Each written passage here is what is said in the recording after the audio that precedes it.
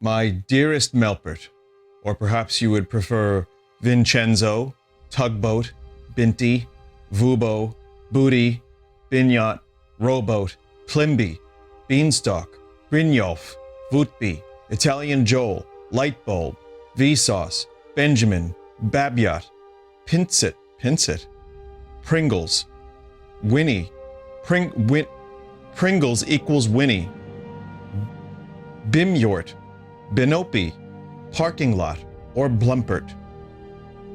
I hope this package finds you well. I've hereby collected you a sampling of sweet and savory snacks enjoyed by the Dutch populace. With love, chat member. Also, the vanity card of Dear Nort supplied with the collectible cards is rather indecent. What are those? Pasties? Simply uncouth. Thank you, dearest Dutch chat member, for the bountiful snacks you've included. Welcome everybody to the Dutch snack video. I'm your host, all these nicknames, and this is Norts, and we're gonna try some snacks for you today.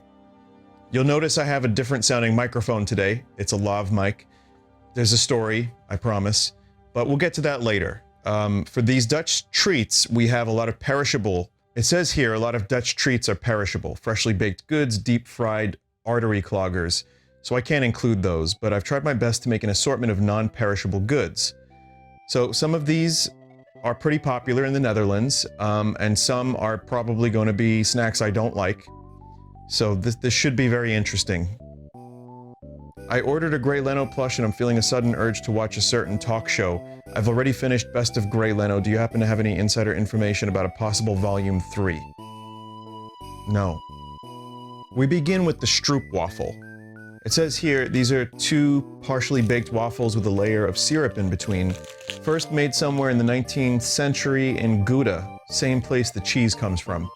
So I think I might have had these before, but these are probably legitimate, authentic Dutch Stroopwafels. So yeah, I'm actually very excited to try this. This is the first thing on the list. And it's the first thing that I would try. Wow. Here we go.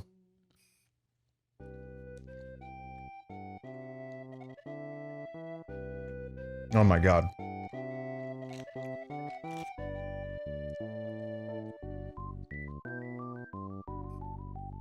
Yep. That is amazing. That is insanely good. The main problem is that I could eat that whole package right now. It's that good. It's buttery, it's syrupy, it's soft, it's chewy, and it's just perfect. I knew I was gonna like that. It was even better than I expected. I've had similar, but I don't know if I've had as good. So at some point, this guy's gonna have to eat them with me. Just one more bite.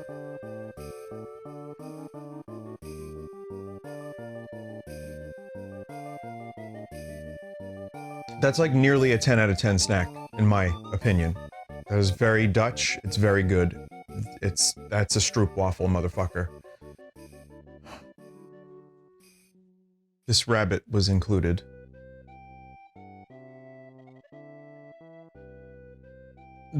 Borrel nutels.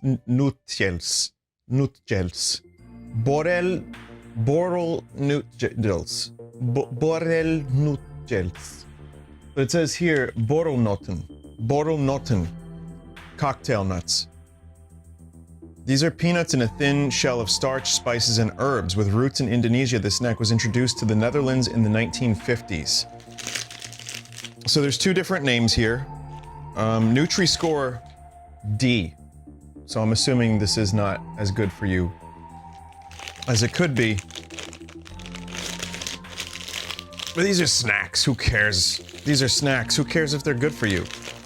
I'm only trying like one of each, unless we're talking about the Stroopwafel, in which case I'm screwed. Okay, so here they are. All right, we'll do 2. All right, we do 4. Okay. Win. 11 week in... You win a week in a refrigerator, I think. A very solid snack. The peanuts don't taste as fresh as, like, I don't know, something you would buy at the store. Fresh peanut. That's good, but not fresh peanut. That's just kind of like freeze-dried peanut, almost. But it's close. The spices are pretty good. I would say overall, I would give these peanuts a pretty good score, maybe more than a D. I'd give them like a B+. They're good, they're tasty, the spices are very light, but it adds to the package. If they were fresher tasting, and again, I got this like a month ago, but if they were just a little fresher, I would probably like them a little bit more. But still, really solid snack. As someone who's a fan of peanut, I think that's enjoyable. Kruidnoten. Kruidnoten. It's a Metroid villain. Kruidnoten, gingerbread nuts. Kruidnoten are a seasonal type of cookie traditionally available around December every year because of Sinterklaas.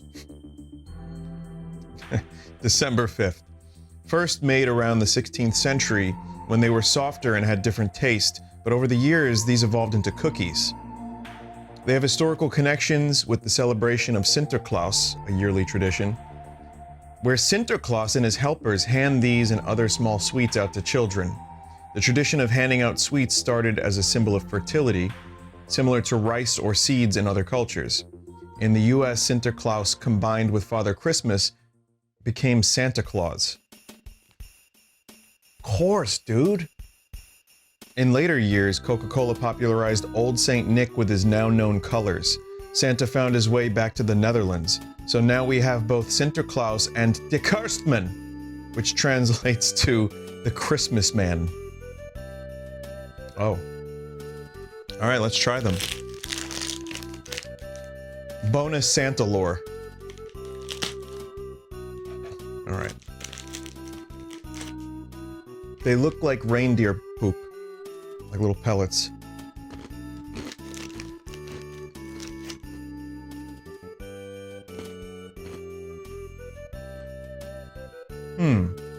Okay.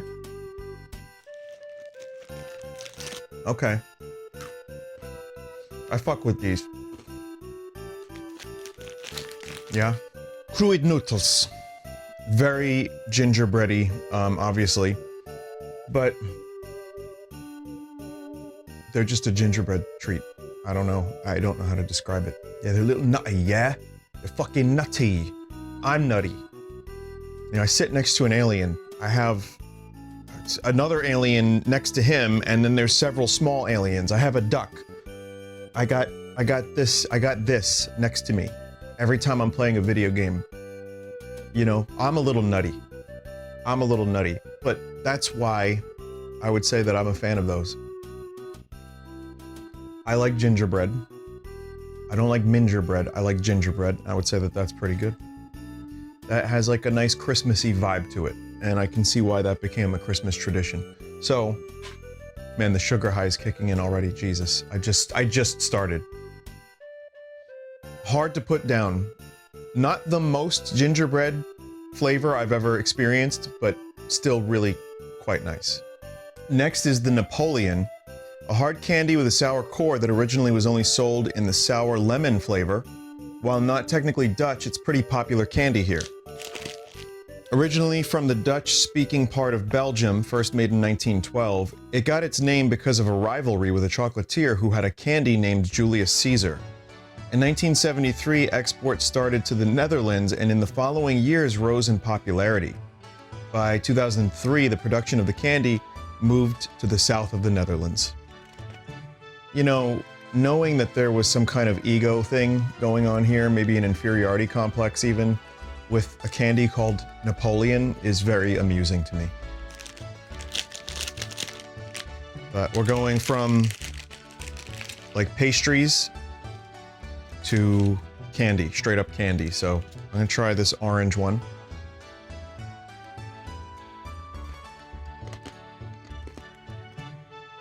I don't know if I was supposed to bite it.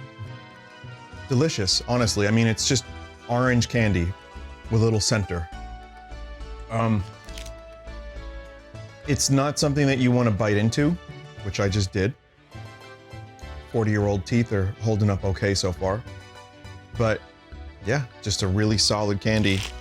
There are many flavors, including white. What the hell is this one? It's an orb. Coconut. Correction, that was pineapple. No. I think it's coconut and pineapple. It's pretty good. Yeah, it's another really, again, it's just a very sweet. At this point in my life, it's a little too sweet for me. But I can see people going absolutely insane, getting the beatus over that. Napoleon still fucking people all these years later. Good. So I'm gonna explain why I'm using a lavalier mic. For one, the headset is pretty restrictive. Kind of gets in the way. So, interesting story, I got an email from Rode, you know, the company that makes microphones and mic stands and all that. And they were offering me stuff, you know, because I'm a YouTuber. I'm an influencer. And they offered me free stuff. And it seemed too good to be true, so I emailed Rode. And they got back to me pretty much immediately. And they were like, no, that's not us. So always be careful out there, folks. Please be careful. Don't give out your information. Don't fill out forms unless you can verify that it's from the actual place. And yeah, so it was a scam. And I ended up striking up a conversation with someone, and we spoke on the phone, and they offered me their new line of wireless lavalier mic because I'm an influencer. And it's actually really good. I mean, it's gonna sound a little different because it's here and not right here. So it's definitely a compromise solution, but I think it sounds pretty damn good. It's pretty amazing, actually. The case charges them, and I can see myself using this more and maybe even filming stuff while I'm on vacation and using them to, you know, do live commentary like a fucking insane person. But it's okay because these days everybody's an insane person and everybody's filming. Every day someone's doing a bit. You know, 10 years ago, not so many people were doing bits. Now, anywhere you go, someone's filming a bit. So I don't think it would be all that weird. In fact, it's kind of weird that I walk around not talking to my camera, or my phone, or my lavalier mic, or my grok. Man, everybody's talking to their grok.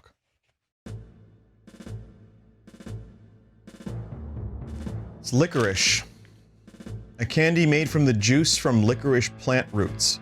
There's a wide range of licorice available, so it's hard to pick what to send over. I decided to send a selection of the most popular flavors. Honing, honey, zoet, sweet, zoet, salty, salmiak, ammonium chloride. Yes, you read that correctly. Oh, I know. Oh, I know. It's hard to pinpoint what the origin of actual licorice is, but in the Netherlands, it rose to popularity in the 19th century during a cold epidemic when masses of people used candy with licorice flavor to soothe the throat. After that, demand remained high and different kinds started to become available. I don't care for licorice very much. You know, call me an American. Call me spoiled.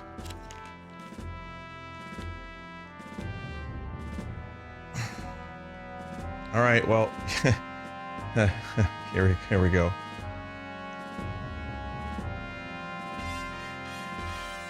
It's hard. It's hard, chewy.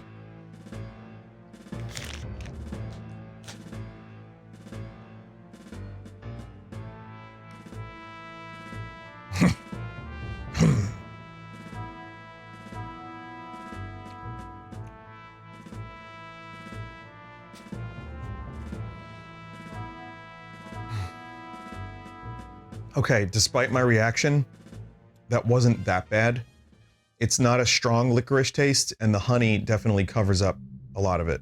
Like, it's pretty okay for a filthy American like myself, who doesn't know the joys of ammonia. Yeah. Ammonium chloride, sorry. I just wanted to get that right. Yeah, that one was definitely more tolerable than most licorice that I've had. So, we'll see. Zizout. Zizout? Zizout. No, oh, this is Zout. This is salty. Okay, this one's salty. I mean, it has salt on the fucking illustration. God, they smell worse than they are, probably.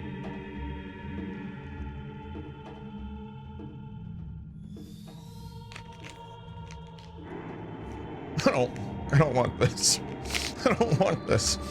Oh, man. Ugh.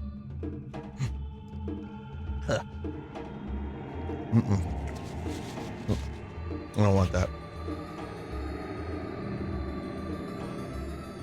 Once again, it's not as bad as I'm leading it to be. Like, the salmiak is gonna be way worse. These are just kind of, you know, from shit to fucking shit, I'd say that they're kind of shit. This one is the sweet one. This is Zoet, or whatever.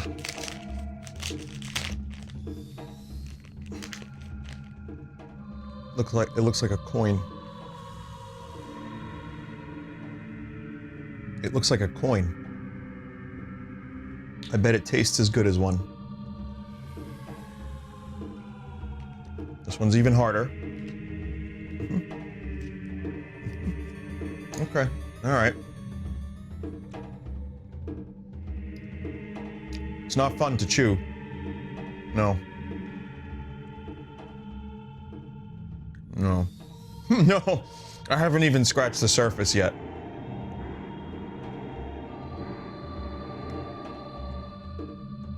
Okay.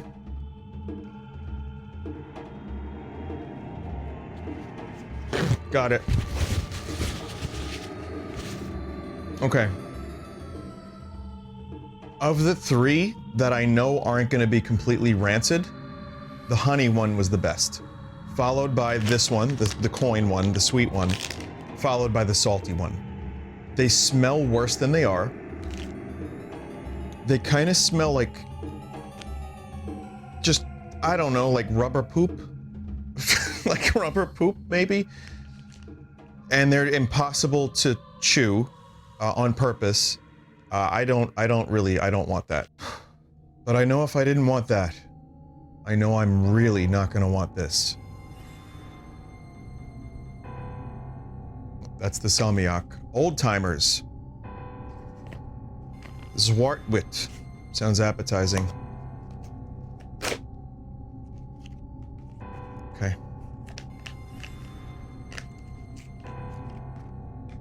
Interesting packaging. The veil has not been pierced. I'm awaiting the smell.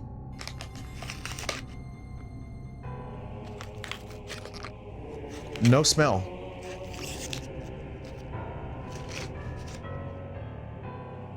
Almost no smell. So here it is. There it is. Remember, this is ammonium chloride.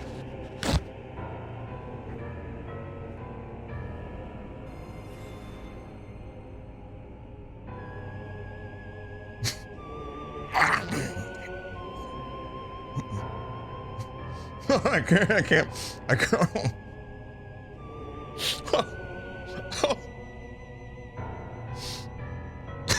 Oh!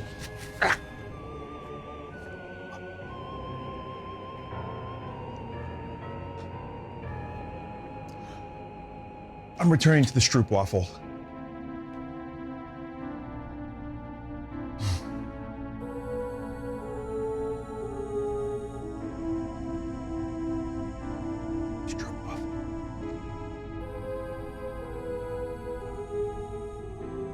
As predicted, that was miserable.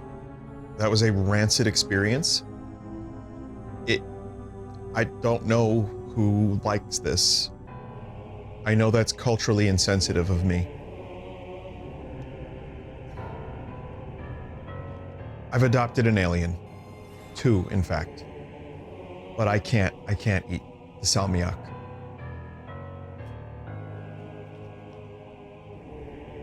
I'm gonna bring this to band practice. And I'm gonna tell them it's delicious. I'll report back with results. But just to be clear, if you like this, I don't understand. This is a rancid food.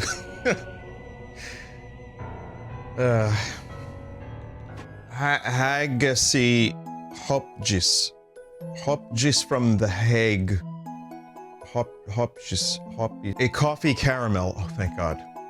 These were made by accident by a baron in 1723 after leaving a cup of coffee with cream and sugar on the stove for a night. Manufactured by 2 brands, one used the slogan, "The one and only," even though they had replicated the candy from the original maker. Man. It's nice to know that we humans have always been shit. Don't even say it.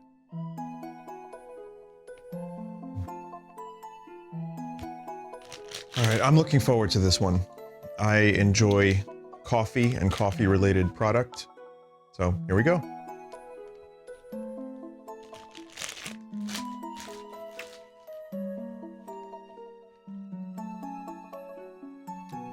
It's good. I didn't eat the whole thing, but I got the gist of it. And it was very caramel coffee, but light. Like, it tastes like coffee with caramel and cream in it. Yeah, it's not an overwhelming flavor. It's a hard candy. You know what? I liked it. But I've also had coffee candies that are more like black coffee or stronger coffee. I might like that a little bit more. But it was really tasty. So, my seal of approval, it's not salmiak. So this one opened. I don't know when it opened, whether it be transit or me transporting it or me opening the package. I have no idea, but it's open. It's Speculaas spiced cookies. These cookies are made with a specific spice mix consisting of cinnamon, nutmeg, clove, ginger powder, cardamom, and white pepper. These are usually served with coffee in cafes and are very popular during Sinterklaas.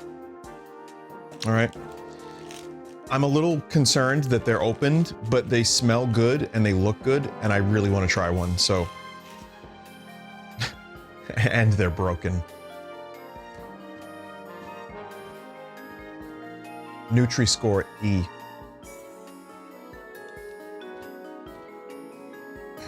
A little stale, but really good. I like the spices. I've tried cookies like that, but not that exact consistency. It tastes like Christmas, somehow. But again, I wish it wasn't stale because that would be a huge, like, 2 thumbs up, D out of 10, I think. No, B out of 10. It's good. It's really good. But yeah, I don't know. They probably opened some time ago, so that's a shame, but I would definitely enjoy those for Christmas. Okay, this is the part of the video where I show you the device I got. This is the device I got. Controller. Initiate prostate smash. Sequence Bravo Alpha Tango Tingle.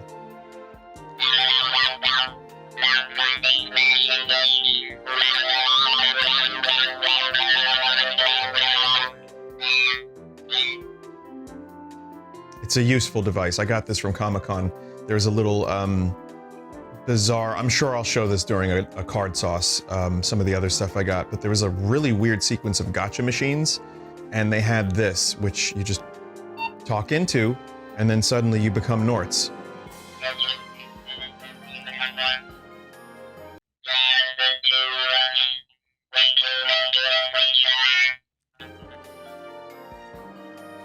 This is the part where I apologize to my audience for annoying you with it for the past 3 weeks.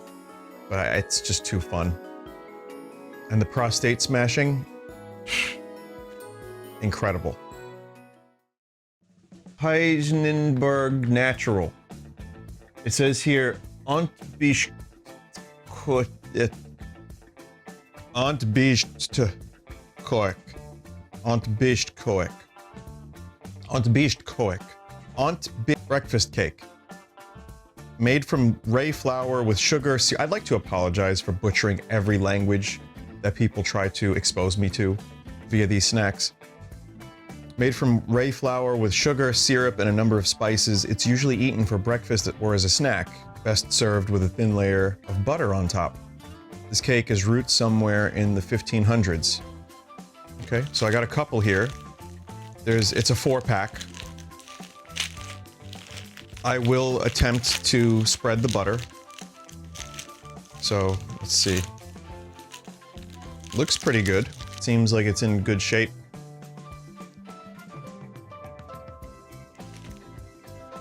They like their spices. The best I can describe it is like gingerbread cookie spices. I like the spices in that previous cookie that was stale a little bit more. This is a little intense. Still pretty good. I like it. Butter. Look at that, you can hear me while I'm getting butter. I know, this is technology. This is what it is these days. You can do pretty much anything. You can go and get your prostate smashed by your AI-powered controller in the year 2025 while you spread butter on your Undgeschwaden from the Netherlands while you're live, being recorded, not live, while your audio is being picked up, while you're spreading your butter all over your cake that came from a country many hundreds of miles, maybe thousands of miles away, while you're spreading your butter all over your cake to your audience from around the world, many of whom are from many thousands of miles away, and they watch you play video games and make noises like a fucking weirdo, and you say speen, but you can do this while they're thousands of miles away, maybe millions, and you can spread your butter all over your ointkeshbab, and it's unbelievable. I mean, I don't know if any of this is being picked up,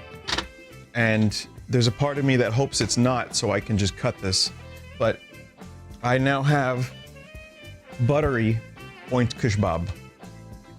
Ointbischt Koek. So here it is, right here. Let's take a look.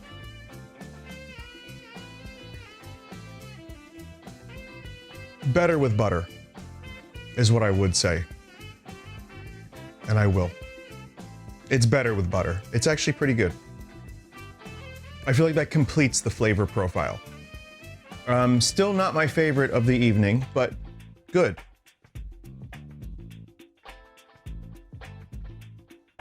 Beschuit. Beschuit. Besh. This is an extremely dry form of toast, usually eaten for breakfast or lunch with any topping you would normally put on regular bread. First made in the 19th century. Okay, this looks like something I would enjoy. I am a toast fanatic. I have very sophisticated tastes. Oh boy. What were they doing to this in transit? Did the AI controller prostate destruction get to this?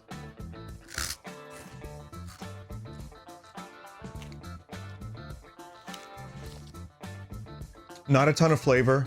It's very light and kind of flaky and toasty, and it's got a nice little crunch to it.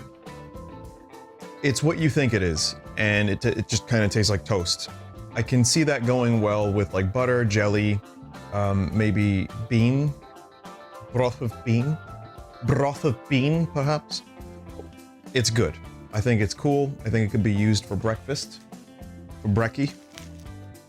Ranking of B, which is more healthy than some of the other ones tonight.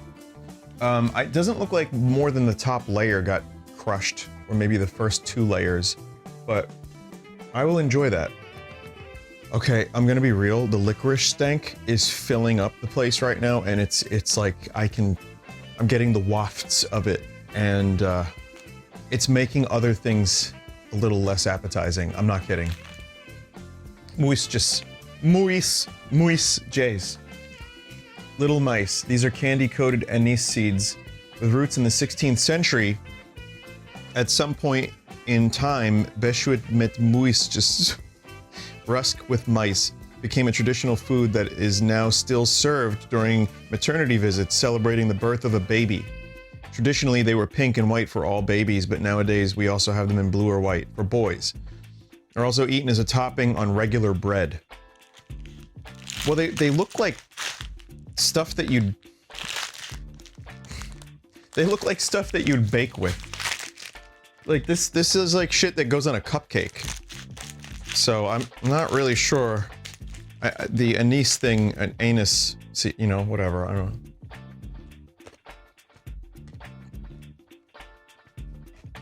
Yeah. It's the root of licorice, basically, but a little better. I wouldn't want to eat more of this, but it's not that bad. The husks gets like chewy. That's weird. Weird. Just kind of weird. Not again. I don't think Bourdain would have gone around eating stuff and being like, just weird. This is just weird. You know, I see like people on Food Channel shows just like eating stuff that I would look at and probably start to want to vom, and they're just like, oh, okay. And I'm like, yeah, I'll take a chicken nugget or a pizza. Hagelslag. Hagelslag. Sprinkles. Hagelslag? These are small sugary grains, usually used as a topping on bread with butter, or peanut butter, or other baked goods. There are around 20 types available in different flavors and textures. Starting somewhere in the 20th century, only anise... only... I'm an adult. Only anise flavored... How do you say A-N-I-S-E in the Netherlands? Am I saying this right? Only anise flavored sprinkles were available. But relatively quickly, other flavors became available as well. Most flavors are chocolate based, but they also come in all kinds of sugary forms. So, as I prepare, the corpses of those small balls from earlier fill my throat, because they just don't like to be eaten properly, I guess. Okay, there's a lot of, like, little packages of these things. That could be fun. I don't have any actual bread that I could toast, but I can try them. This one's like chocolate milk. This one's Vruchten. Okay, that one's sweet. Just sprinkles. They just taste like sweet sprinkles. This one's got a bigger package. This is just like a variety pack. Oh, this is interesting. Just chocolate flakes. Huh.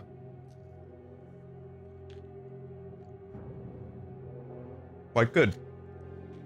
I think this one is dark chocolate.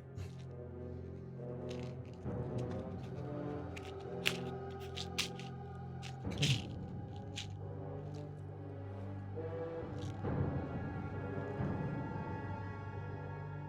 So it tastes...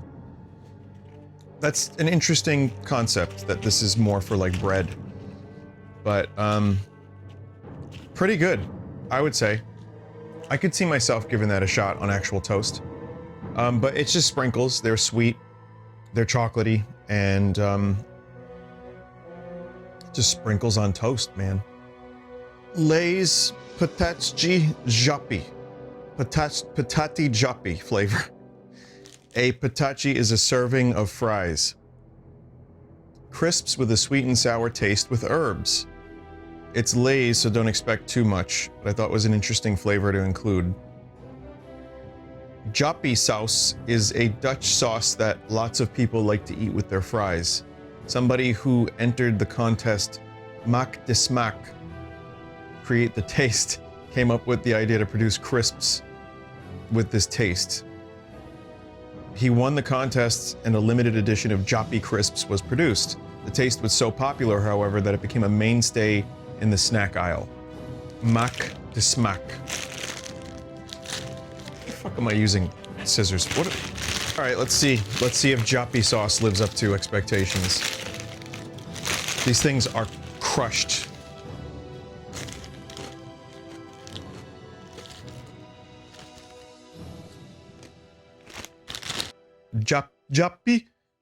Joppy, please. It tastes like a mustardy, savory sauce. It's pretty good.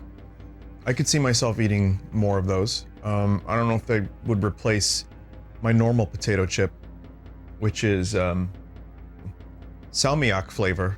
Love that ammonia. It's something a little different. And the mustardiness of it is, I'm really bad at describing this stuff, but I liked that quite a bit. So I just found a licorice piece on the floor, and it's got a very weird shape. What do you think that is?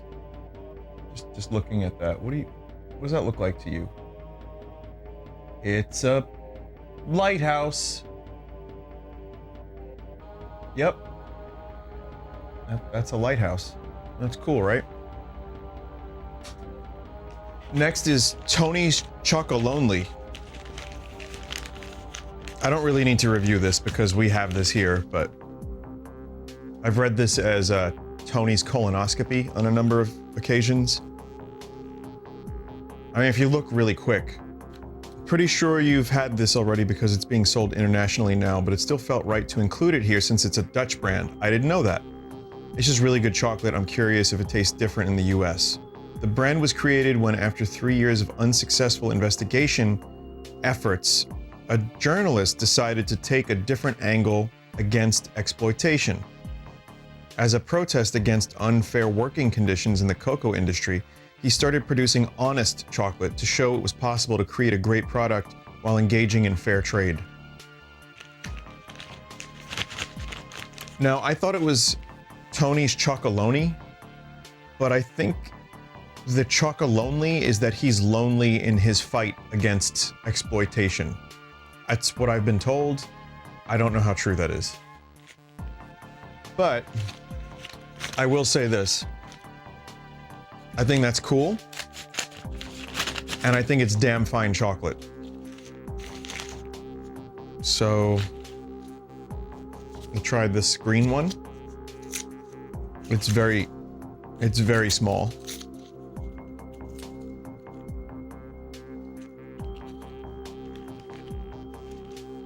That's good.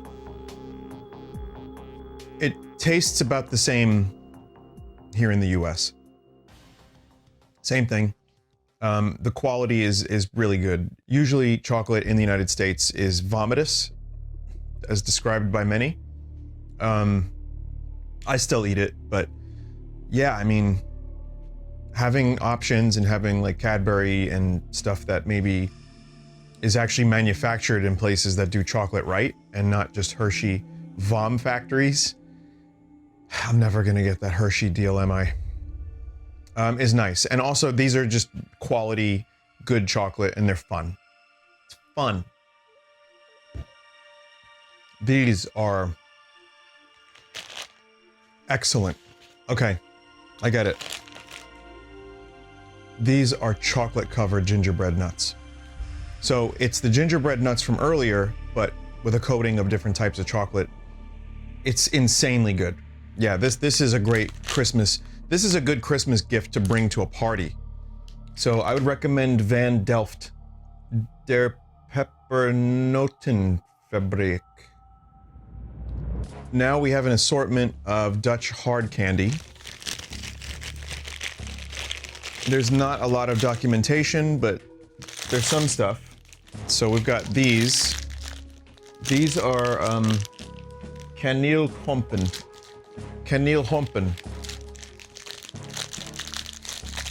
And they're peppermint flavored. Peppermint. Here we go.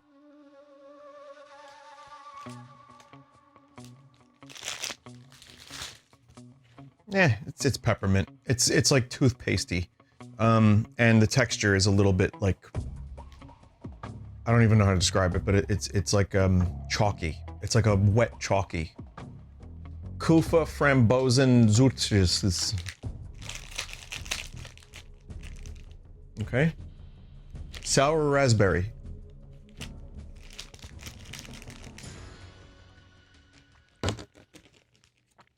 It's fine. Really good. I would say I could definitely, if I wasn't late and I wasn't eating a ton of candy prior, I would enjoy this. It's just sour raspberry, and that's it. Room butter, room butter waffle Jesus. It's butter waffle candy. Them waffles, man.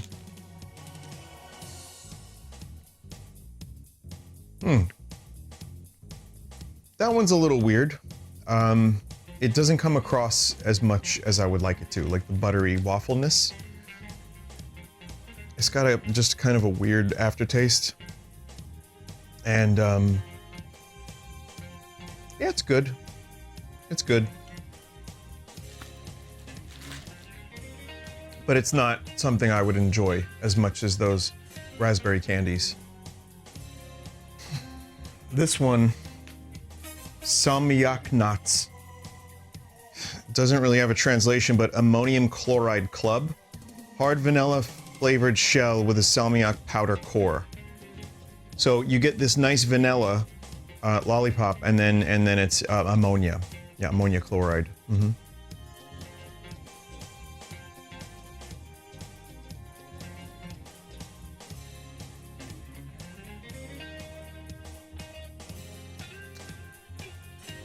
It started kind of okay, and then I got like a salmiak pocket, and then it got real weird, man.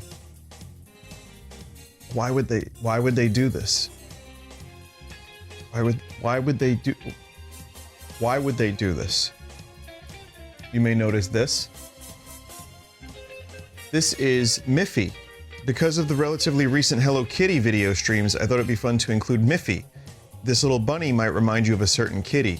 Created by Dick Bruna in 1955 as the main character for his children's books, Miffy has stayed very popular as a character with lots of different types of merchandise, from plushies to cable winders. Although Bruna felt Hello Kitty was plagiarized from his work, since he created Miffy 20 years before Hello Kitty, it's worth mentioning others have noted that Hello Kitty is very traditionally Japanese in style, and the resemblance is coincidental. In 2010, Mercis, the company who manages the rights for Miffy, took Sanrio to court, not over Hello Kitty, but for a friend of hers, Kathy.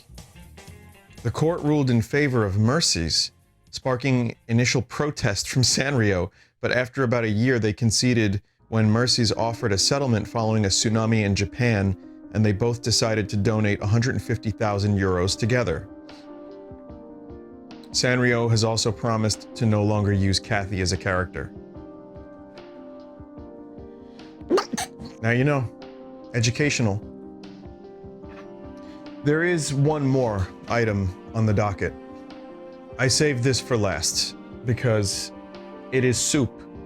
It's Orwenten soap, pea soup. While not really a snack, I couldn't resist sending a snert, another name for Ertwin soup. This has got to be a joke. Traditionally served with rye bread and smoked bacon, it's very popular and traditional dish in the Netherlands, which is also enjoyed by a remarkable amount of people who visit from other countries, as opposed to most of our drop flavors, which make most people who were not born here gag.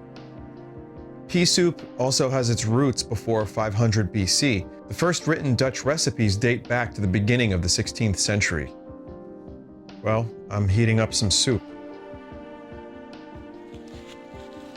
All right, here we go.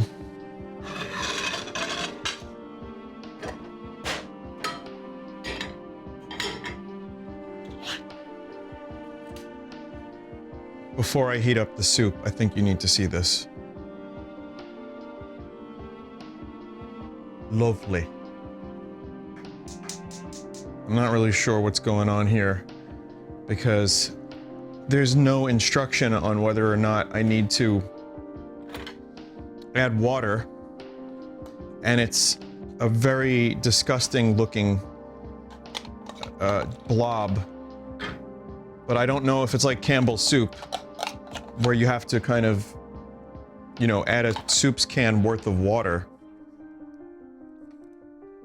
That information is unclear to me, as I do not speak the language. Okay, I'm just stirring this mush.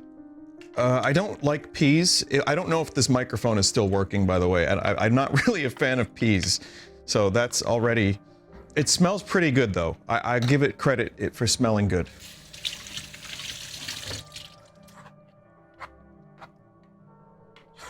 I added some water, and it immediately looks more like soup now.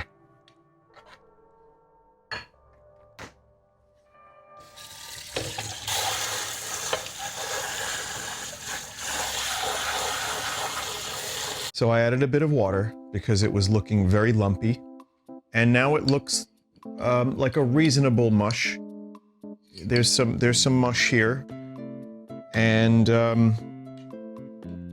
you know, it smells good. It doesn't look great, but it does smell good. So here we go.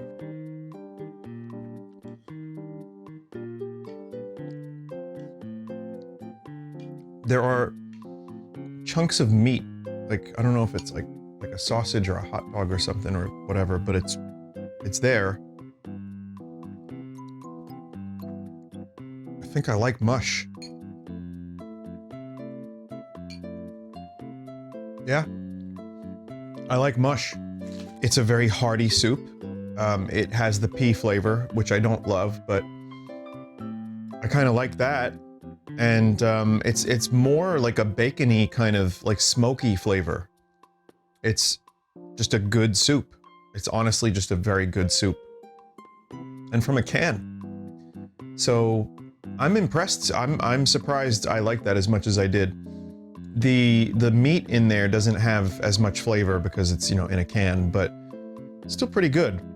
Overall, I'm gonna say that this Dutch snack box was very, very good. There's a rancid stench of licorice, but other than that, it was a really good collection. I mean, there's some stuff here that I would buy again in a heartbeat. Thank you to the Dutch chat member, aka the Crazy Hunter, for putting this together. I think you did a really good job. You got a little history. Everything was labeled clearly. There wasn't too much stuff, and I think it was generally stuff that I enjoyed, or if I didn't, I had something that I might have liked about it a little bit, except salmiak. Oh my god, it was so bad. Never, anyone ever send me that again, please. I'm sorry, because of the salmiak, I can't give you Best of Grey Leno Volume 3. I can give you Volume 4, though. Hey everybody, welcome to Best of Grey Leno Volume 4. How you doing? Today we're gonna eat some snacks. This is gonna be delicious. I got Dutch snacks and we're gonna eat them. Don't look at me like that. I want a little bit. Hurry.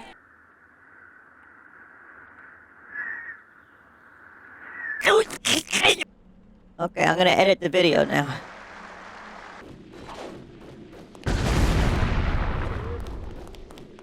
Alright, this will be out in a couple years. So just wait a little while, folks. I'm editing as fast as I can. Best of Grey Leno Volume 4. Best of Grey Leno Volume 5. Best of Grey Leno Volume 6. The Best of Grey Leno 7. We're gonna do Best of Grey Leno 8. Got all these different Grey Leno best ofs available soon. Coming soon, folks.